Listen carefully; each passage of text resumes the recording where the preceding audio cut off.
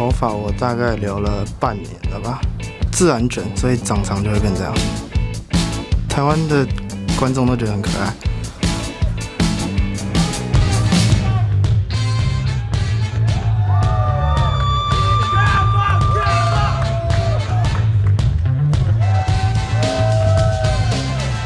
I love that little introduction. Steak's hair is even better than Charu's hair from the EULCS. It's true. And welcome back to the League of Legends Season 3 World Championship. It is time for Game 2 in this best-of-3 showdown between SK Telecom T1 and the Gama Bears. And with one more win, SKT will move into the semi-finals and showdown against Naji and Black Swords. Yeah, so Bengi's ganks in the first game just set the pace early on. He picked up first blood, he got the first 3 kills, and invested it in boots of mobility and an oracle. So he used those to run around the map and get all of his other lanes ahead. And one of those lanes was the top lane that was Impact's Renekton. He completely dominated the team fights, and honestly, he roasted Steak in lane. Well, we're about to jump into Champion Select here for game number 2. We talked about some of the highlighted picks, and you know, as the analyst desk was talking about, and Monty in particular, about the Aatrox ban and how Aatrox is like Korea's Teemo. That when they hover over him, it's as a troll, it's as a joke over there. And you know, we've been seeing the teams experimenting with him a little more. We know EU loves Aatrox. We know China's run him a whole bunch as well. So we'll have to see if Gama Bears change up their picks and bans. And that's one thing I think is really interesting, in fact, is just the different regions prioritize picks. Because Aatrox is clearly a very, very, very real pick, and we've seen how good Fnatic was. They 2-0'd Ozone, who was the number 2 Korean seed. This is, you know, an Aatrox is like a cherished pick of Fnatic's. Like, you've got to realize these teams are very top caliber, and the different regions have different picks. And I love seeing that pollen over and seeing what other teams like to do with this. So with the picks and bans coming through, of course, SKT again banning out the Fizz. The Zyra, they realized how powerful that was, but I want to know what comes through here, because Ahri, I think, is still a big pick for Maple so that he can start making moves in the mid game. And Thresh is huge, because if you give that Sword Art NL lane Thresh, you can actually have them start winning the lane with kills and not just a little bit of CS. Well, we'll see how it works out, because as it stands, Ahri and Zed are still available. And I think what SKT are doing with that Renekton ban is saying, well, you can only ban one of those, and we'll probably lock in the other one.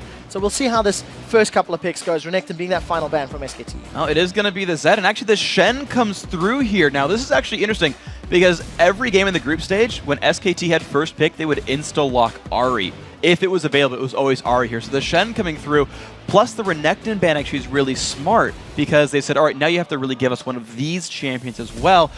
Ahri, it's interesting that we see Elise here. Now, Thresh is not the most common pick for Mandu. SKT's let that come through the group stage a number of times, but he's still run the champion before. And like I keep hyping up Sword Art here, but I really think that Thresh is an important pick here that has to be dealt with. Well, neither of these champions have been locked in just yet for the Gama Bears. Ahri was one of Maple's most played champions in the mid lane, and they do actually secure it. So with that Ahri and the Elise, we know that wins in Maple most likely going to be on very comfortable, mobile, assassin-y type champions. And we'll see who else they round out the composition with as far as that tankiness is concerned. And here's Bengi on the Lee Sin as well, which is just such a good pick for him. Bengi's so mechanically good, and putting someone like that on Lee Sin lets him make a whole heck of a lot of plays. And this is now SKT's team, is they are able to just make plays. Anyone who gets a pick can get a Shendel. Everyone who gets a pick can set up someone else for a kill. These guys have a lot of long-range engage potential here. So this is still SKT picking a very ourselves team comp. And I'm going to have to guess that's Support Annie here. That would be my first guess as well. And I know that Support Annie is something we've actually discussed at length over on the analyst desk. And, you know, Crepo is leaning more towards disliking it and can see the strengths that it offers. But we'll have to see how well Sword Art can make this work. Because as it stands, Piclet's considering playing Ezreal. And, you know, if Ezreal can just arcane shift away while the stun is in air or before Tibbers lands, it's going to be difficult to be impactful in that lane. That's generally going to be incredibly difficult to do, though. It's really hard for you to reflex an Incinerate or a Tibbers. If you stun with Q, then yeah, it's like a free arcane shift and it's no big problem. But generally speaking, it'll be hard to dodge Annie's stuns without seeing it coming. But what I'm curious to see, though, is the analysis on Support Annie is that you want a 2v1 mid, but Ahri's not the best like side lane 1v2 champion. And not only that, but Faker is going to be playing Lissandra here. for, I believe, the first time at the World Championship. So going to be very interested to see how this SKT composition plays out. I kind of feel like they're lacking a little bit in the damage side of things. In that Ezreal and Lissandra, don't get me wrong, they deal damage, but it's not a Ari, Elise, Annie, Varus, and probably, you know, Rumble if they add that as well. This is a nice comp here, I think, more for Gama Bears right now, especially with the Rumble lock-in. That is a champion that we have seen Stake play before. And honestly, the last time I saw this comp from them, it had Varus, but it was Orianna in the mid lane. And Orianna's still available, but they said, you know what, Annie's going to bring enough area effect crowd control down. We'll be able to run Ari some like low crowd control and still make the Rumble work. And I like this Bears comp in terms of team fighting. I think they have the playmaking they need in the mid game for Maple, which was their weakness last time. Maple and Wins together can make a lot of things happen, and then they can run it all together for a team fight. Whereas, as you mentioned for SKT, you're right, their damage is pretty low. These guys, I think, are going to need an early game lead in order to keep winning team fights. They do have an immense ability to control the team fights, though. With that Shen being ever present, with Lissandra's ridiculous amount of utility, that's definitely going to play into their favor. So the game is loading up. There is about 20 seconds left on the clock before we get into this one. And, you know, it's all in the line here for the Gama Bears. They were the underdogs coming into this matchup. And you have to give props for the very early stages of the game. But Wins needs to make his ganks count in this one in order to help snowball Gama Bears and get them, you know, pushing forward proactively. And it's going to be, I think a lot of this does rest on the early game overall. And just sort of to point something out for fun, Sword Arts, Runes, and Masteries, 21 offense on support Annie, AP Quince, dude wants to do a bunch of damage to you early on, but that's what it's going to be on because he has, you know, no movement speed, no gold generation. He's going to go broke or kill a bunch of things. It's going to be one of those two options, though. Yeah, go big or go home. And that's literally what's going to happen. They either go big in this game and force the decider, or they literally pack the bags and fly back, as this could be the end of the Gama Bears tournament. We'll be loading up in just a second, and the one thing that I'm a little nervous about is that 4 out of the 5 members of the Gama Bears are ability power or magic-based damage. So if SKT can prioritize some of those Spirit Visages, Banshees, Veils, it's going to be very, very difficult for the rest of the team that's not NL to clean up fights. And that's an important thing that you point out here, actually, because you've got a top lane Shen, remember. You've got Impact here, who gets to go first item Spirit Visage, have 20% cooldown reduction on his Stand United, and keep showing up to keep making plays for these guys. So here we are into the Rift. Game 2. So, Game 2 loaded up. This time around, SK Telecom are wearing the blue trunks. And, of course, the Gama Bears are in the red. We'll have to see how well they can take charge of this matchup. I do prefer the damage options for Gamma, but if they are unable to kill through the shields of Lee Sin and Shen and the invulnerability of Lissandra, you can have all the damage in the world if you can't make it all stick to the right targets. I'll see if they can land enough crowd control together here, Gama Bears. The early battle line's drawn. No big deal. I think Wins through the spider the opposite direction to throw SKT off. Yeah. Because I was like, things going the wrong way, dude. All right, now Gama Bears backing away from the river. SKT, they've got a little bit of a ward over by the red buff side. And this Spiderling does manage to find SKT out. So they'll be aware of their positioning as Gama Bears, once again with a more of a defensive start here. Yeah, so this little piglet's going to go back into his own jungle. Nope. Maybe? Okay, he is. I got it right. And here actually is going to be the lane matchup situation, because I feel like Varus Annie has so much poke and the ability to turn around and all in from Thresh that life's going to get difficult for the SKT duo lane. Notice that the Bears are already set up here to be in lane. They're already prepared to do all kinds of fucking things, right? Early pink ward on the Tri-Brush. They're trying to come into this unspotted. Oh, that blind hook. But we do see Sword Art has his stun available, and you see that Pumandu realized he did not want none of that. Does manage to back away. That position revealed, and I think Gama Bears a little bit of early vision on that side of the map. Impact and Bengi now going to start off on the blue side. Well, it looks like Wins may actually be soloing that red buff. Actually, he's got the help of Stake, so they're both starting on the top half of the map. And that's interesting because neither team got deep enough wards to know where people were starting. Anytime you start the jungle with only your top laner, you risk getting invaded. You risk bad things happening to you, and neither side capitalized on that. They both got away with the risk. There's a battle on Pumandu early on. Oh, they've caught him out. Ignite is ticking. NL decides not to flash for this one. Flash and barrier available, but that's a lot of damage, and Pumandu is eating through his consumables. He's going to have to chug a lot of those, but honestly, he started out with just potions and wards, and Mondo will be back to full health pretty soon. Sword Art's going to run low on mana while charging up the stun. Ignite was burned by Sword Art's Annie rather. So not going to have that available if they decide to jump on Pumandu and Piglet. As it stands, once again, NL and Sword Art with the early lane control thanks to that trade. NL doing the best he can to pull ahead as far as the CS. And what I'm going to sort of watch as well is how much of that CS goes to Sword Art in order to get those mana-less costs. But look at that, the early pink ward allows Wins to get through. Bengi knows this is already poised to counter gank. Well, we'll see how well these ganks work. Wins unable to secure kills in the previous game, whereas Bengi did get first blood with his jungle Vi. The hook catches NL. Rumandi goes forward. The flash comes out. Now NL is going to have his barrier available. Does pop it, but it's not going to be enough. In the background, Wins doing the best he can to trade. Now Bengi is sticking to him. Sonic Wave, can it catch? That is the question. It does! He follows up. Sword Art's in trouble. 100 HP. The volatile Spiderling goes down. The cocoon does not connect. This Bengi could be 3. Gets a safeguard shield. We do see the Sonic Wave gets dodged by the repel.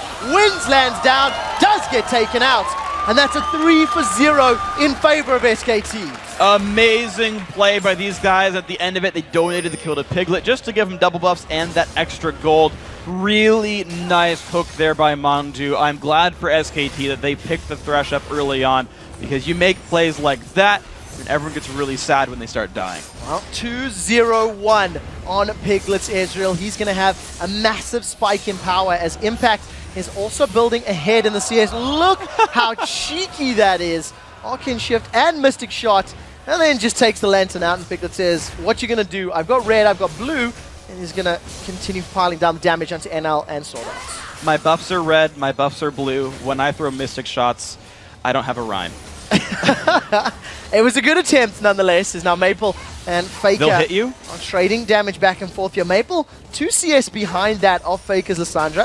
And he's going to have a lot of mobility to deal with the damage that Faker has. Wins on the sideline, no red, all buffs available for him. So Faker, as long as he doesn't get caught by too much CC, he can just use that claw to get out clean. If they're going to go in at all, it'll probably be off of the cannon minion or anytime Faker goes in for one of these last hits. But you just notice how safely Faker's able to play. Wins not having flash, can't go for like a flash cocoon to at least force the summoners out of Faker. There's just no way that Wins gets into range in time. Faker doesn't hug any of those walls. Well, I do see that Faker's using the range of Lissandra.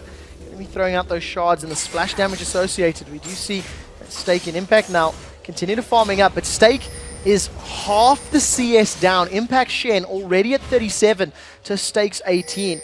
There is a decent wave in front of him, but as it stands, it's lane heavily in favor of Impact once again. And that is actually a massive lead. Rumble can, do okay with just experience and not much gold, but that kind of a lead is going to let Shen, just like last time for Impact, ignore the enemy back line and just tank forever here. This is a ticking time bomb that I don't think the Bears really want to deal with here. This is dangerous. Well, with that overheat and Flame Splitter, there's a lot of damage going onto Impact. So if Stake is able to get some assistance from Maple or from Wins, maybe a kill can swing that lane a little bit more in his favor. As it stands, Piglet, with all of that gold he's accrued, is just spamming out, making use of the buffs that he's got in lane, and just trying to maintain control. And Wins basically just farming up lane tax here. He's stuck in this lane for the last sort of minute or so, and he's not really having an impact. He's 10 CS to 24. It's not making ganks. As it stands, Bengi does jump onto Stake. Doesn't have his Dragon's Rage available. You see the shield coming up from Stake. He pops down the Equalizer just to clear out some of the waves and just continue farming, but not entirely convinced that was needed. He wasn't going to have the damage to turn that fight back around, unfortunately. Wins, yeah, they spawned, bro. You can take those away. So at least that was smart, though. Wins, you can clearly still a good player here by going for the counter jungling, spotting out that Bengi was on that side of the map. But of course, by doing this, Wins ran through a ward himself, and Bengi steals away a big golem. So both these guys happy to steal with vision, and Now Stake is in trouble. We do see the Resonating Strike follows through Stake. He's burning on the HP. Ignite is ticking down as well. Impact forced to fall backwards, and with the aid of the tower, Stake does survive, but he manages to get out. And you imagine, if Equalizer is available there, maybe could have turned that one around.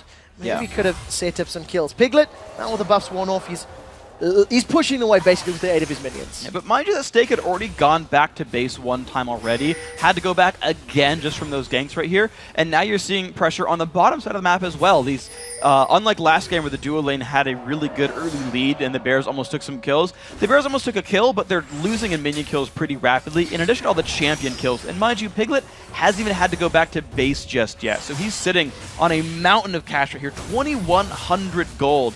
And you're just going to see Piglet be able to take over the game if he wants to. That damage we were concerned about, he's going to have it. Yeah, we see right now, NL, with that first recall, he comes back and look at that True Shot Barrage plus every other ability there from Piglet, connecting and dropping him down to half HP.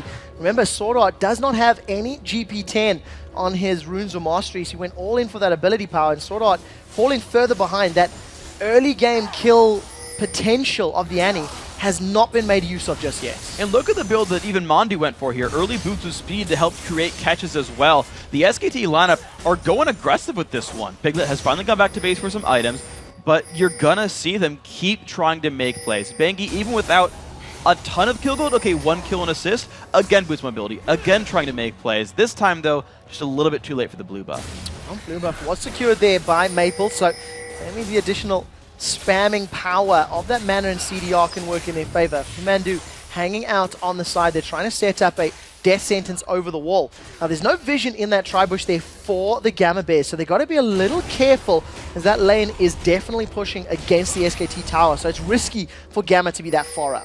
It just allows them to recall back, though. I don't think they had a ward that spotted that Bengi had gone there, but generally speaking, they knew that SKT's dual lane hadn't gone back yet, just got the quick shove, which will allow them to equalize items a little bit here, but there's just such an item difference.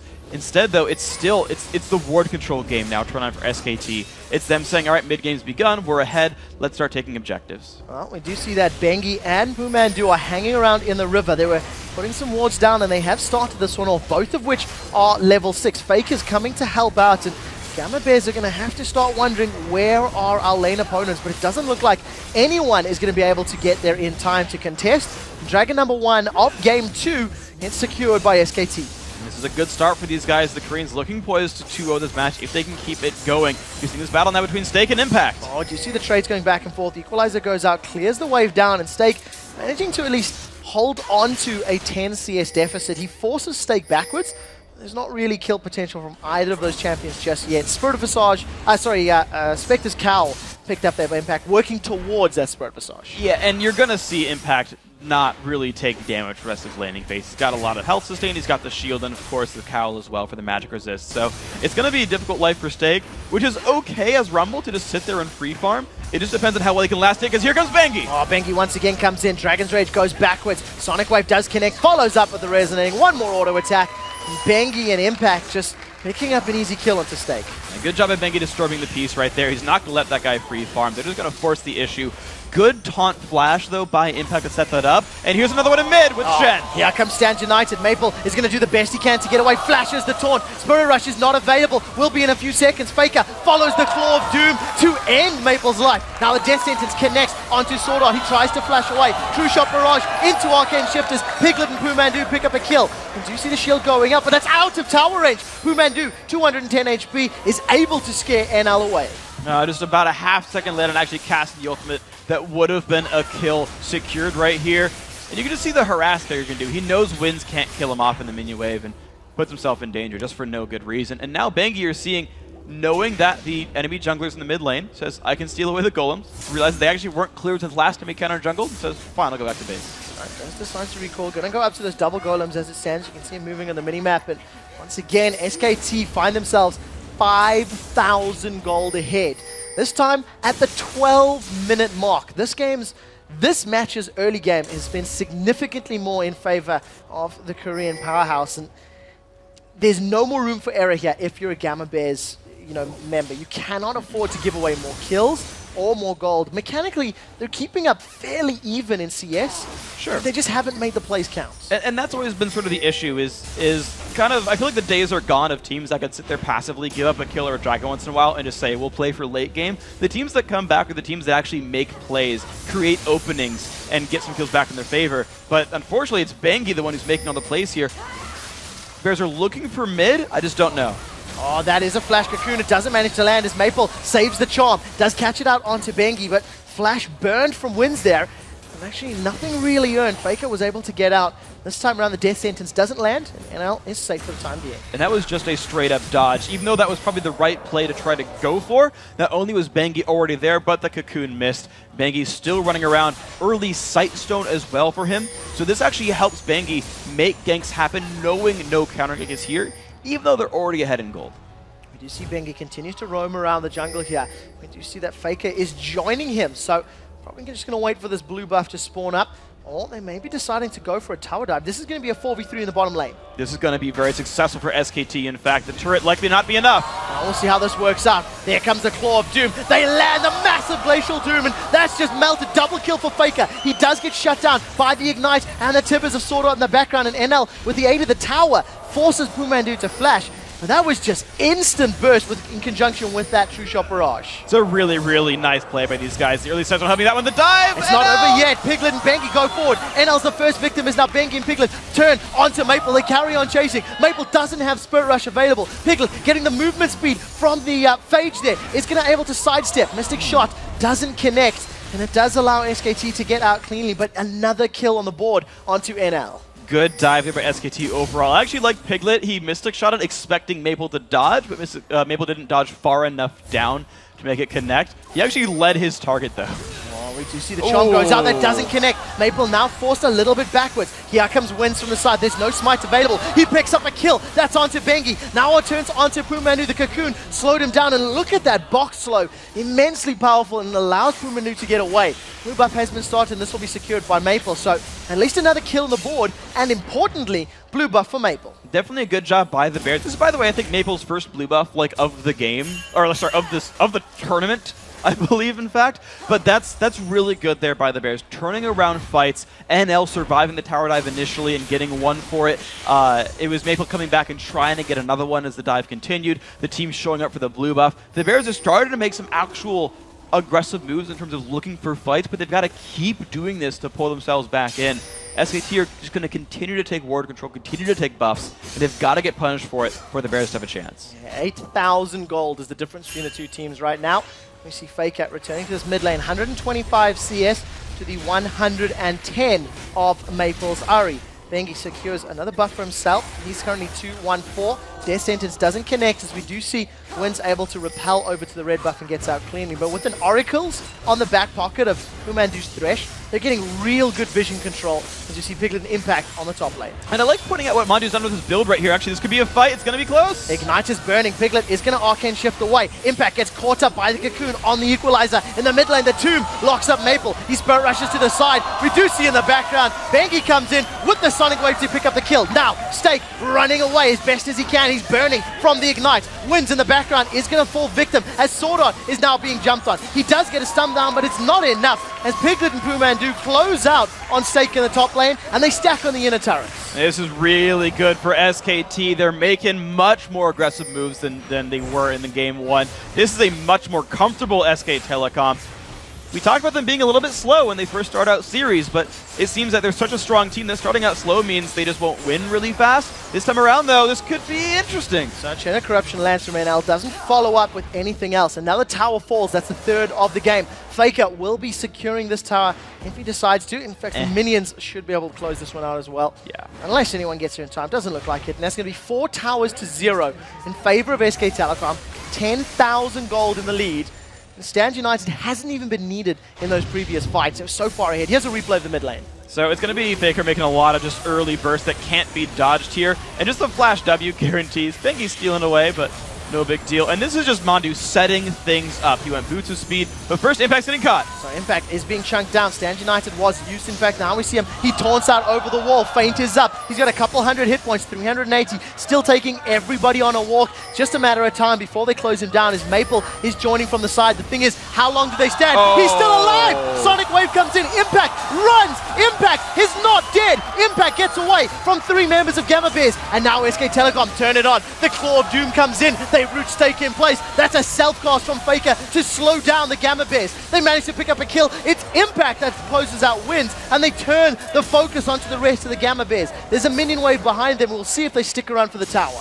And they certainly got the ability to push if they want to, but some reasonably low health bars says SKT, you know, let's just take the safe objective here. We know that the Bears are stuck in their lane. We'll take a dragon and secure off this. And you're just seeing now how far ahead SKT are. They're warmed up. The Flame Spitter might have helped that happen.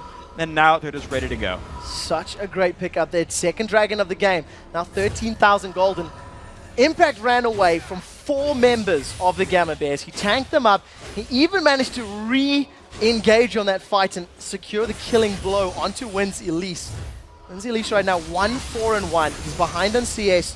And as we've highlighted, he's been present on the map, but he just hasn't made it count. Not like Bengi. 3-1-6 on that Elise. I believe this will continue his 100% win streak on Lee Sin here at the Worlds. Definitely the case for these guys. And you're just sort of seeing the high skill level of the SKT members, right? Both of these junglers are skill shot based. Okay, sure, you can jump in there with Repel, you can jump in there with Safeguard, but you still got to land the skill shots to make anything happen. And time and again, Bengi is making the openings, jumping in and kicking someone back, jumping in and diving a turret.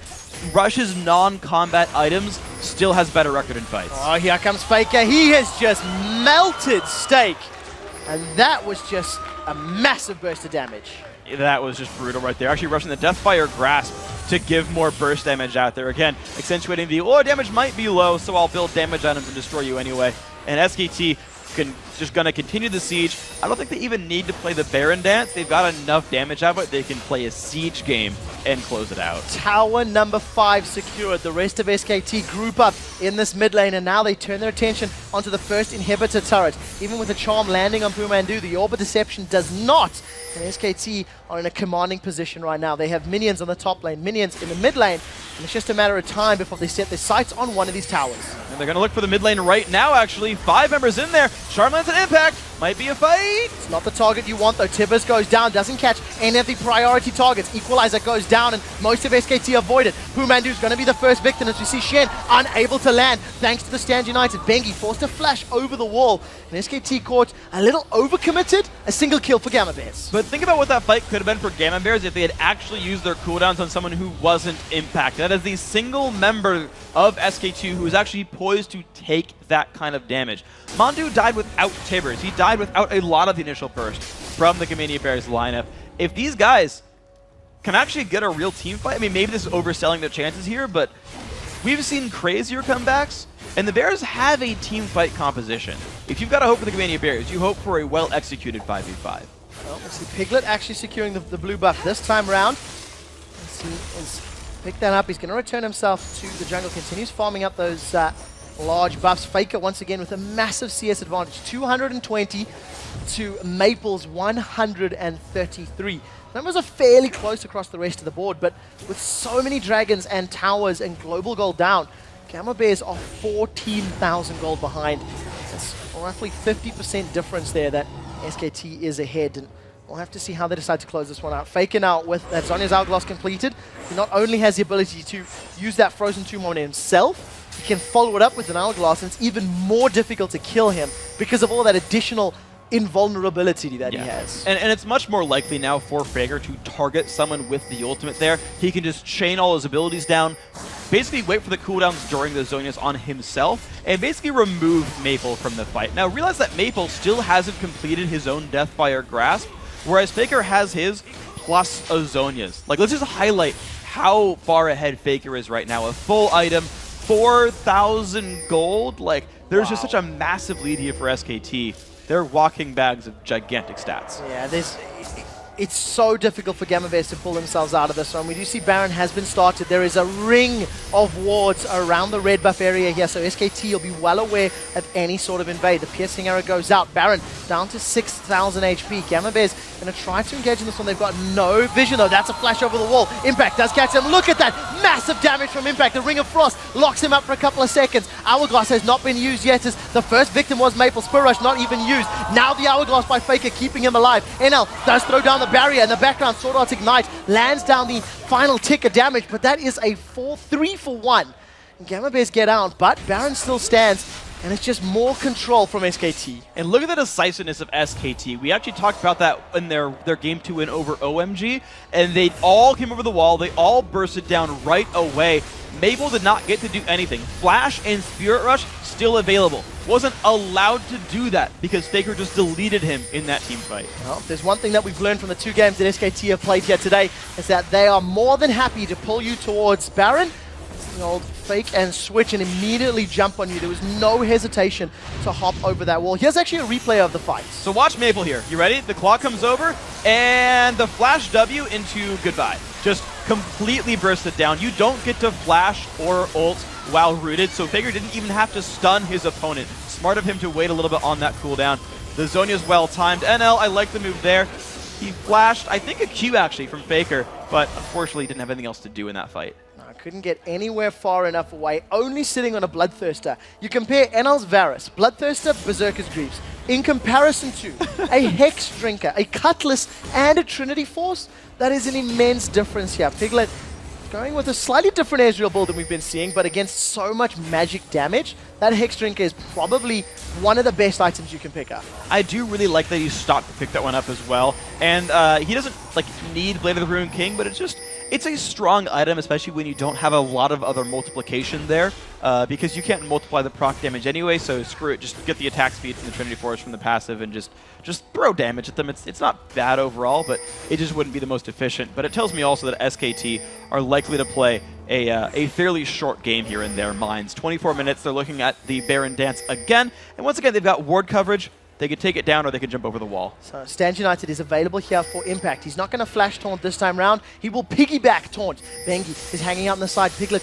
and Faker waiting to find a victim. Who's it going to be? Stake gets booted into the wall. The Claw of Doom goes up, but Faker doesn't follow it up. Bengi is alone on the enemy territory right now as we see. Here comes Stand United. Stake is the first victim of this fight in the background as he gets taken out by Piglet. Now Pumandu running interference and bringing the box in place. A decent chain of corruption is going to slow down Bengi, but that's a double kill for Piglet thanks to those mystic shots. They're going to carry on chasing. Swordart's going to be the third victim he has. Faker closes it out. Now NL way out of position. That's a third kill of the fight for little Piglet. Now Maple's in trouble. Claw Doom goes out into the Ring of Frost, and that's 3 for Piglet, 2 for Faker. They're on the inhibitor turret. This could be game. This is very likely to be the 2-0 here for SKT. They started the group stage 7-1. They're looking to end the quarterfinals 2-0.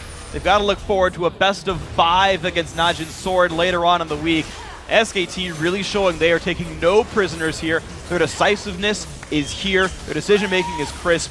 And they're playing some very good League of Legends. Playing this one safe as well. Even with those minions, they don't decide to close it out. Here's a replay of the fight. Yeah, so they jump in, and I like the decisiveness to actually wait here. They didn't actually just immediately jump in.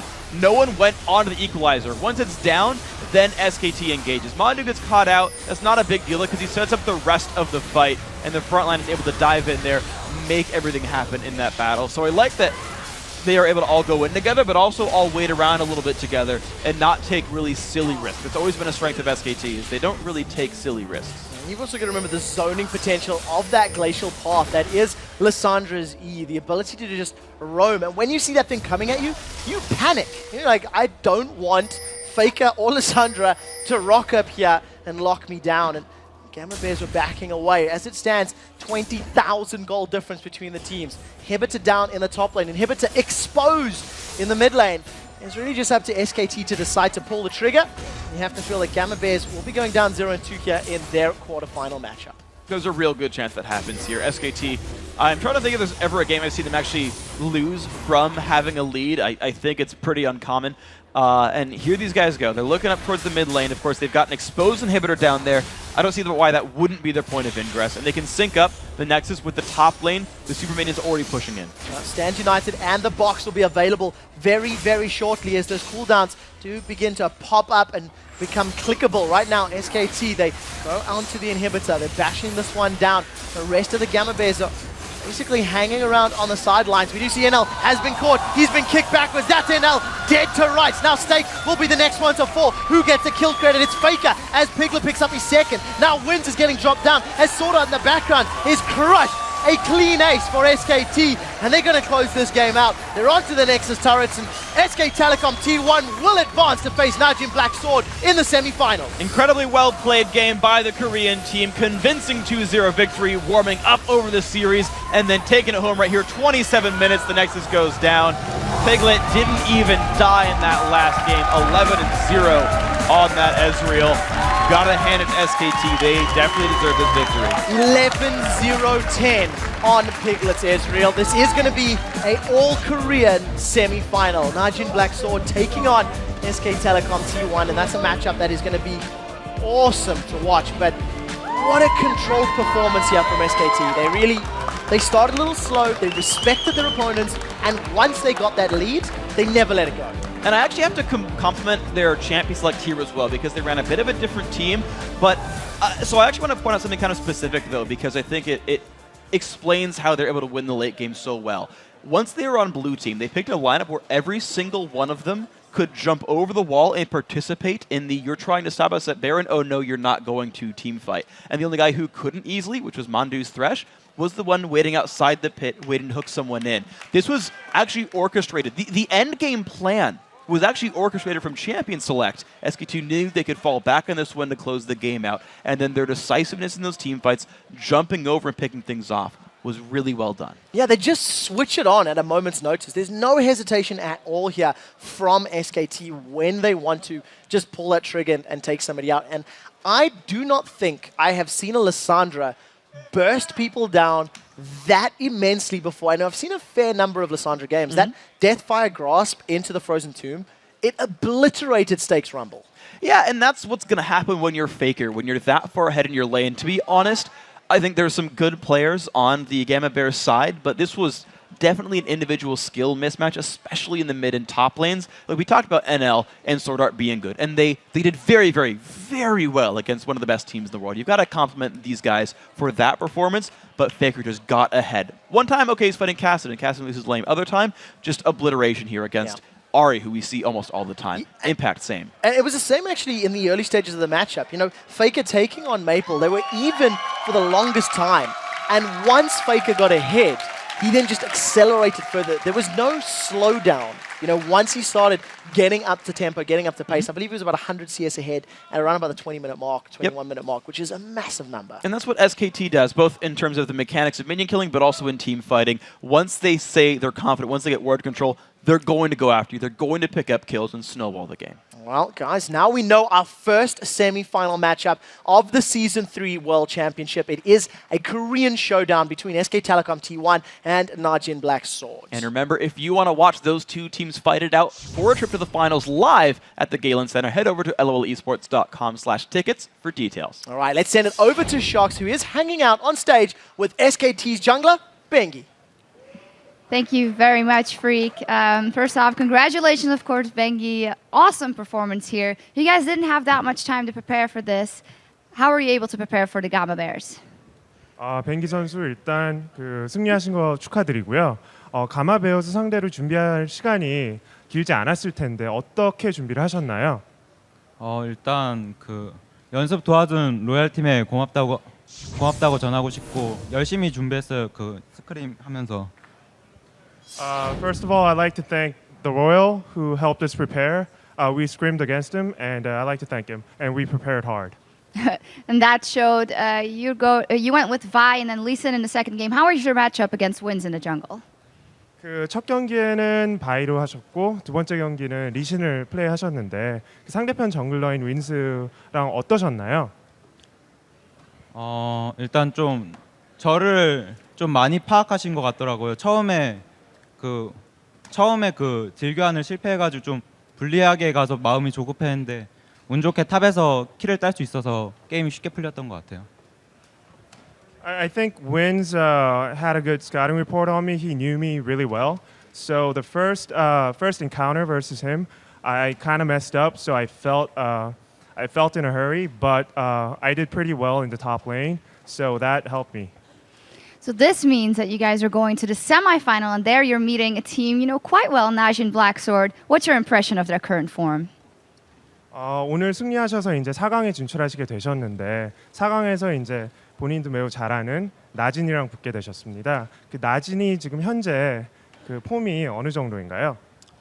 최근에는 스크림을 잘 안 해서 모르겠는데 그 일단 제일 마지막으로 스크림 했을 때는 정말 잘하는 팀이었고 서로를 너무 잘 알아서 걱정이 많이 되는 팀이에요. Even though we haven't really scrimmed against them recently, the last time we scrimmed against them, they were really good, and we know each other really well. So yeah, they're formidable. All right, well, thank you very much. Give it up one more time for Bengi and SK Telecom T1.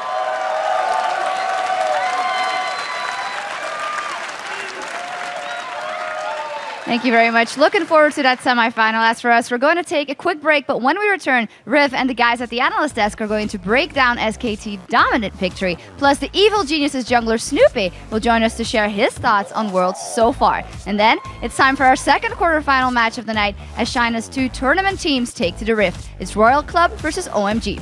So stick around. The Season 3 World Championship will be right back.